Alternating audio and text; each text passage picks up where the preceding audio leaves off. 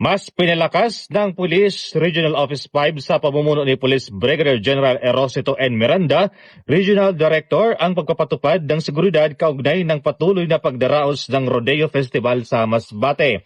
Bilang bahagi ng pinigting na hakbang, nakipag-ugnayan ang Philippine National Police sa iba't ibang stakeholder sektor upang magsilbing force multipliers sa pagpapanatili ng kaayusan at kapayapaan sa lugar.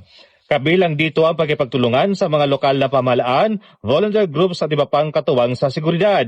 Ayon sa Pro5, ang hakbang na ito ay nakaangkla sa Philippine National Police Focused Agenda, particular sa ilalim ng Enhanced Managing Police Operation Framework na naglalayong mas mapahusay ang police visibility, responsiveness at crime prevention measures.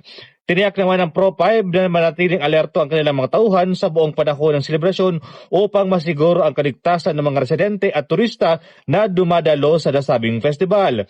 Sa huli, muling iginiit ng pamunuan ng Pro5 ang kanilang matibay na pangako na panatiling ligtas, maayos at mapayapa ang pagdiriwang ng Rodeo Festival para sa kapakanan ng lahat.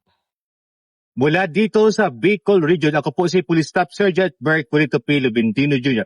Nag-uulat para sa Police News Network at ito ang bagong PNP para sa bagong Pilipinas. Serbisyong mabilis, tapat at nararamdaman.